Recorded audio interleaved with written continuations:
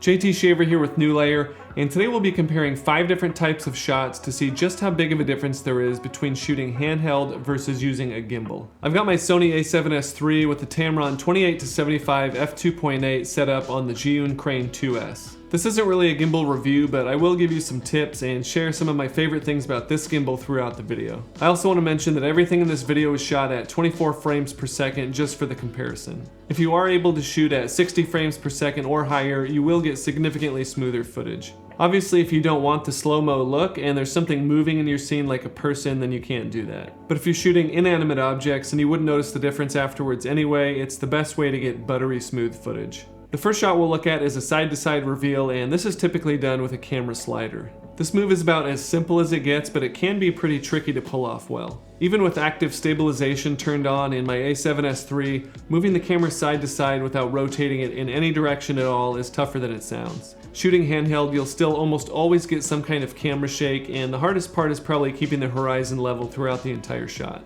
And if you're using in-body stabilization like on the a7S III, sometimes you'll get a weird jerking motion, which is the sensor on the camera trying to correct for your movements. When using a gimbal, I recommend setting it to lock mode, which keeps the camera from rotating on any axis. That way, all you need to worry about is moving the camera side to side as smoothly as possible. If you have the gimbal in pan follow mode, it will turn the camera side to side if you accidentally rotate the handle. That might be what you actually want in some cases, but it's important to know the different modes on the gimbal either way. Especially with longer focal lengths, you'll probably still notice some up and down movement in your shots. Once you get some practice though, your gimbal shots will be pretty much indistinguishable from slider shots. Handheld shots with some camera shake will give you a more first-person type feel. So for example, if you're filming something at night and you're peeking out from behind a bush, if you have some camera shake, it can be kind of creepy, whereas if you're shooting the same shot and it's really smooth, it'll be more calming than stalkerish. One of my favorite things about the Crane 2S in particular is how the quick release plate system works. It really makes it easy to take your camera off the gimbal and use it handheld and then put it back on without having to rebalance everything. Our next set of shots are what a lot of people buy gimbals for in the first place, which are pushing in or following shots. The slider shots didn't involve any walking, but once you introduce steps into your camera movements, the difference between handheld and gimbal footage becomes more obvious. The ground where I filmed these examples was really rough, so it is pretty exaggerated compared to shooting these on flat ground.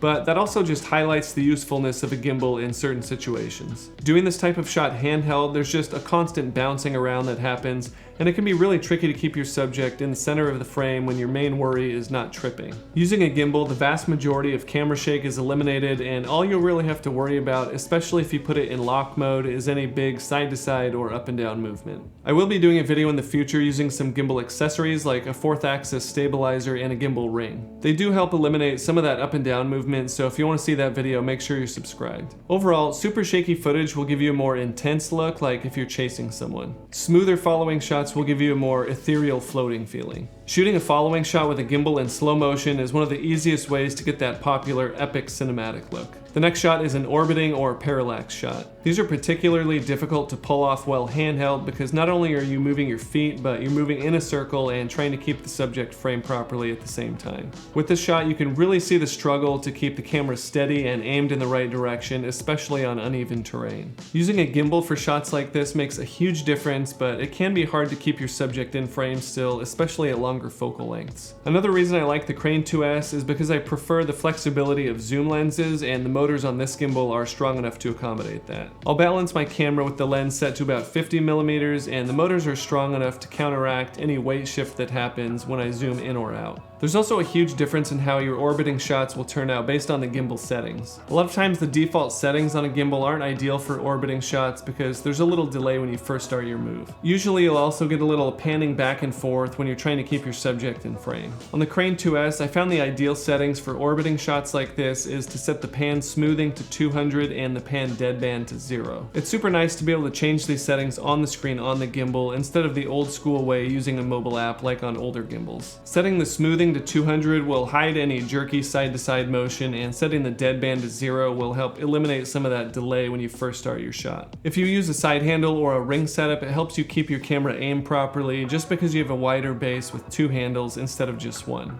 The next shots are going back to basics with simple pan and tilt moves. These shots may seem easy, but it can be difficult to get consistent movement with a handheld rig, especially when you're tilting up and down. Panning shots are one of the easier things to do handheld, but you'll still usually get some speed in inconsistencies throughout the move. Tilting is a little harder because the center of gravity changes as you make your move, so you'll usually get more speeding up and slowing down. With the gimbal, you can either hold it and manually pan or tilt, or you can hold it still and use the joystick. The joystick gives really consistent results because it eliminates almost all of the user error. So using a gimbal is good for establishing shots that you want to be really smooth, but using a handheld rig might still be better for things like first-person type views. An example would be if you're filming a sequence of someone climbing up a mountain and the final shot is a reveal of the view at the top. A handheld panning shot might be better in this situation just because it puts you in the subject's shoes. When I want something super smooth, I set the pan or tilt motor speed on the Crane 2S to between 2 and 5. There's a few things I want to talk about when it comes to post-stabilization before we get to the final shots. I do shoot a lot of the B-roll for my product reviews handheld and then stabilize it in post later,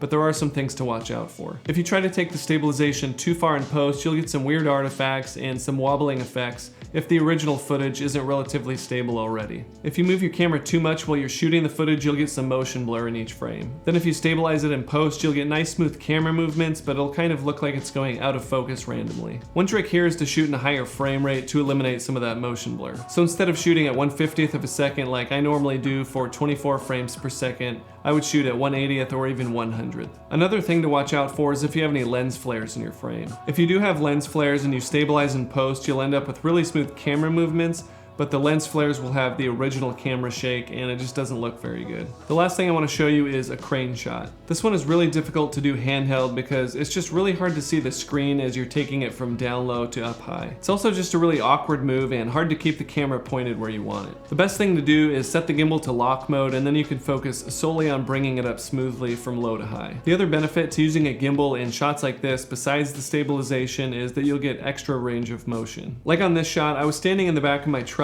and by using a gimbal I was able to squat down and start the shot all the way at the ground and raise it up to about 12 feet. Handheld, it was not only much shakier, but I was only able to get about half the range of motion, so it's not as dynamic of a shot. You can also add an extension handle to the bottom of the gimbal or use a boom arm and a light stand and get a legitimate gimbal stabilized crane shot. One other thing that I like about the Crane 2S is Go Mode. Go Mode lets you get more of a handheld look while still eliminating a lot of those micro jitters you get when you're using a smaller camera. You get into Go Mode by pressing the mode button 3 times quickly, and it's basically like POV mode except the motor speed and the responsiveness are both amped up. It's really good for filming fast moving action or when you just don't want that perfectly smooth look. The reason the handheld footage from bigger cameras looks more cinematic is because they're heavier and bigger, so you get that natural swaying motion without all the shakiness. Obviously, handheld and gimbal aren't the only two ways to shoot, and there are some options in between. So if you can't afford a gimbal yet, you can get much more stable footage simply by adding some size and weight to your camera setup using something like a camera cage and a side handle.